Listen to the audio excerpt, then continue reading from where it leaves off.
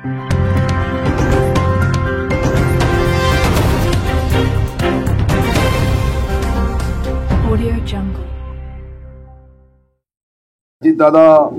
पवार आणि विरोधी पक्ष नेते आम्ही दोन्ही मंत्री या संस्थेचे संचालक आहे. मी आहे, भुमरे साहेब पूर्वी आता खासदार झाले. आम्ही सर्वांनी प्रयत्न करून महाराष्ट्र सरकारला एक विनंती केली का आमचा रामकृष्ण जल उपसा जो आहे यामध्ये हजारो शेतकरी गुंतलेले आहेत.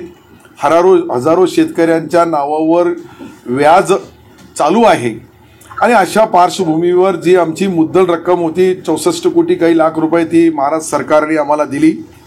त्याच्यामध्ये एक टर्म्स ऑफ कंडिशन टाकून दिला का संचालक मंडळाने आणि सर्वसाधारण सभेने ह्या दोघांमधून तात्काळ तो निर्णय घेऊन शासनाला पाठवावा. यासाठी 150 कोटी रुपये आमच्या बँकेवर जो ओझा आहे व्याजाचा रूपाने त्यासाठी महाराष्ट्र सरकारला आम्ही एक विनंती करणार आहे का सदरील जो व्याज आहे तो 150 कोटी असल्या कारणाने जिल्हा मध्यवर्ती बँकेला शेतकऱ्याचा सातबारा कोरा करायचा असेल तर तो मोठा भुर्दंड बसेल. एक तर नांदेडच्या धर्तीवर आम्हालाही पॅकेज द्यावं, जिल्हा मध्यवर्ती बँकेला काही पैसे वापरासाठी द्यावे किंवा अनुदानाच्या रूपाने 100-150 कोटी काही दिले तर निश्चित ही जिल्हा मध्यवर्ती बँक शेतकऱ्यांसाठी सक्षम आहे. लातूर नंतर मराठवाड्यामध्ये एकमेव औरंगाबाद संभाजीनगर जिल्हा जो आमची जिल्हा मध्यवर्ती बँक आहे त्या माध्यमातून त्याचा विशेष फायदा हजारो शेतकरी याच्यावरून कर्ज माफ होणार आहे. त्याचा जो भाग भांडवल आणि ती जी रामकृष्ण जल उपसा आहे त्या जल उपसाला बँकेच्या ताब्यात राहील.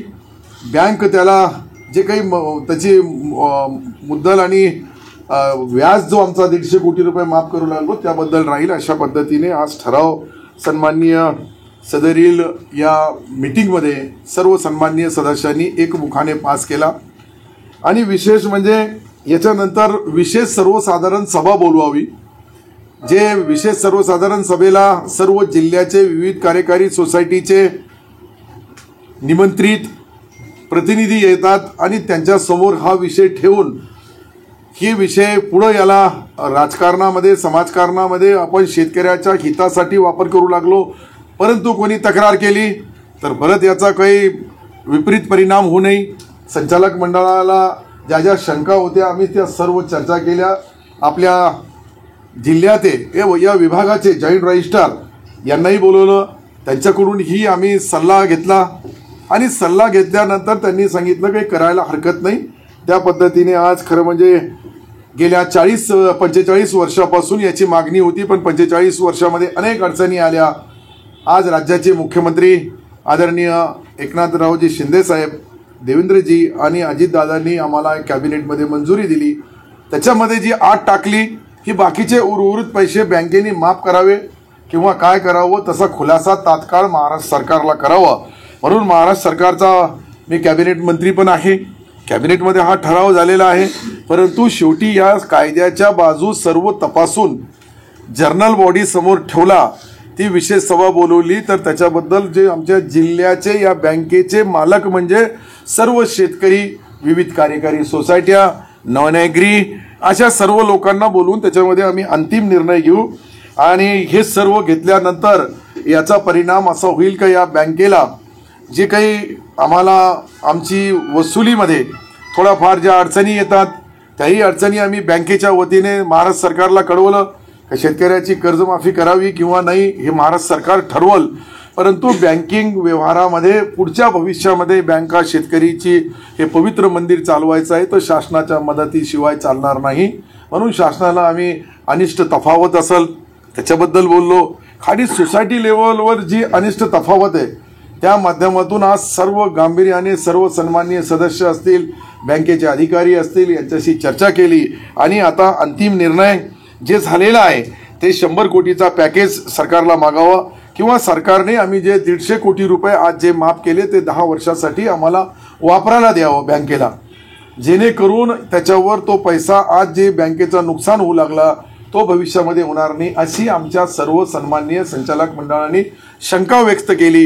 हे माफ करायला जिल्हा मध्यवर्ती बँकेला काही हरकत नाही, कारण की शेवटी ते 65 कोटी आलेत आमच्या रुटीनमध्ये येतील आणि ते शेतकरी बांधवांना किंवा आमच्या नॉन ॲग्री या दोघाला वापरायला मिळतील. 150 कोटीचं जे व्याज आहे हो जी जी मग ते माफी करण्याची तुमची मागणी आहे? नाही, माफी करण्यासाठी बँकेचा संचालक मंडळाला कडे तो विषय आला.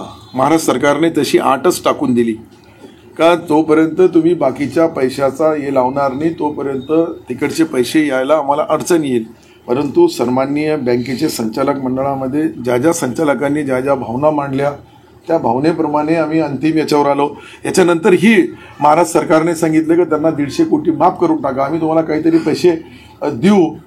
किंवा आज आपण पाहिलं का महाराष्ट्र सरकारने हा जे काही महिलांसाठी 1500 रुपये दर महिना केला त्याची मोठा बोज सरकारवर येणार आहे. वीज बिल माफ केली, पुढे वीज मोफत देणार आहे. हे सर्व करताना अनेक अडचणीमधून सरकार मार्ग काढतो. तर ही छोटीशी फिगर आहे. 150 कोटीचा काही फार मोठा भार नाही एक जिल्ह्यासाठी, संभाजीनगर जिल्ह्यासाठी. तो सरकारकडे आम्ही करणार. मी मंत्री म्हणून त्याचा पाठपुरावा करील, आमदार म्हणून जिल्ह्याचे सर्व आमदार करतील, खासदार महोदयही करतील आणि याच्यामध्ये तो झाला तर निश्चित त्याचा फायदा बँकेला मिळेल. 150 कोटी रुपये माफ करावेत का तुम्हाला वापरायला द्यावेत तुम्ही काय?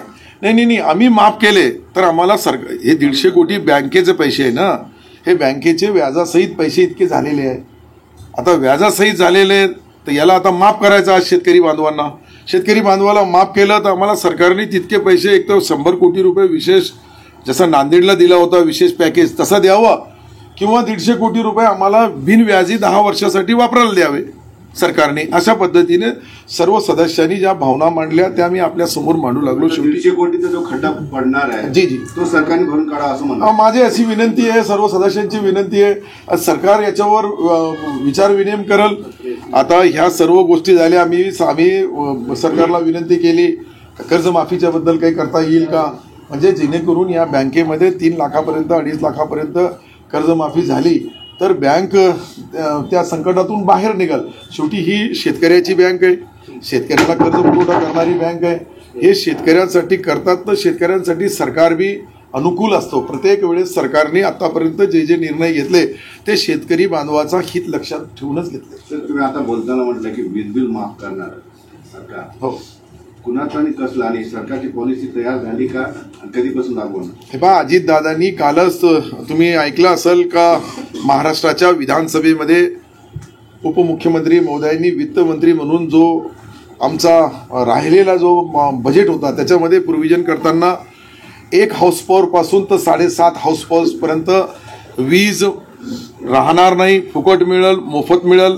बाकीचे जे आकडेवारी आहे, बाकीची आकडेवारी जी आहे जुनी किती आहे, थकीत किती आहे, कशा पद्धतीचे ते आकडेवारी काढू लागले आणि त्याच्याबद्दल मुख्यमंत्री महोदय दोन्ही उपमुख्यमंत्री महोदय अंतिम निर्णय घेतील. परंतु कालच्या घोषणेचा सर्व शेतकरी बांधवांनी विशेष स्वागत केला का पंजाबच्या नंतर कोणता राज्य असेल तर माझ्या माहितीप्रमाणे हे महाराष्ट्र राज्य आहे. योजना माफ झाली म्हणजे आता परमनंट पुढच्या भविष्यामध्ये शेतकऱ्याला 7.5च्या मोटरपर्यंत कोणताही बिल भरायची गरज राहणार नाही. तुम्ही ज्या योजनेचा उल्लेख केला लाडली बहीण योजना, जी जी, त्याच्यामध्ये 5 एकरपेक्षा जास्त जमीन असेल तर लाभ मिळणार नाही. ज्यांना संजय गांधी निराधार योजनेचा लाभ मिळतोय त्यांना ह्या योजनेचा लाभ मिळणार नाही. श्रावणबाळ योजनेचा ज्यांना लाभ आहे त्यांना सुद्धा मिळणार नाही.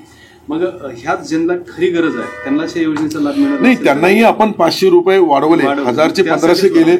हे 1500 जे लाडली बहीण ही योजना काढली त्याच्यावर अशी शंका कॅबिनेटमध्ये बी काही लोकांनी व्यक्त केली की त्यांनाही याच्यामध्ये समाविष्ट करा. परंतु सरकारने आता जो निर्णय घेतलेला आहे ह्या निर्णयामध्ये एकच व्यक्ती 2 लाभ घेऊ शकत नाही असं त्याच्या पाठीमागचा धोरण आहे. परंतु याच्यावर बी सन्माननीय मुख्यमंत्री महोदय अंतिम निर्णय आता घेताना शेवटी कसं आहे पहिला जो काही घ्यायचा आहे तो समोर ठेवूनच तुम्हाला प्रत्येक बहिणीला समजा 1500 रुपये द्यायचे आहे, दुसऱ्या बहिणीला एक योजनेमध्ये देत असेल तर दुसऱ्या योजनेमध्ये त्याला घेता येणार नाही. जे काही सदर आहे ज्यांच्याकडे पैसा आहे, ज्यांच्याकडे उत्पन्न आहे, जे काही उत्पन्न कमवतात अशा व्यक्तीला त्याच्यामधून बाहेर पडतो. सन्माननीय मुख्यमंत्री आदरणीय एकनाथ शिंदे साहेब हे शेतकऱ्याच्या बद्दल न्याय घेताना कधीही कोणत्याही परिस्थितीमध्ये न्यायदेवता म्हणून ज्यावेळेस न्याय देतात त्यामुळे ते शेतकऱ्यांचा मुलगा आहे. शेतकऱ्यांसाठी मदत करण्यामध्ये सन्माननीय मुख्यमंत्री आदरणीय एकनाथ शिंदेसाहेब, आदरणीय देवेंद्रजी, आदरणीय अजितदादा यांच्यासोबत चर्चा करून या 10 ते 12 दिवसामध्ये ह्या विषयाला सन्माननीय संचालक व्हाईस चेअरमन साहेब किरण पाटील आहे, अर्जुन पाटील चेअरमन आहे इथे आणि सर्व संचालक मंडळ आहे यांच्या समोर मी यांना गवाही दिली की मला 10-12 दिवस द्या. शेवटी सरकारचा निर्णय, अधिवेशन चालू आहे, कोणतीही घोषणा इथे होऊ शकत नाही. अधिवेशनामध्ये काय मिळेल हे सर्वांना माहीत पडेल. एक कर्ज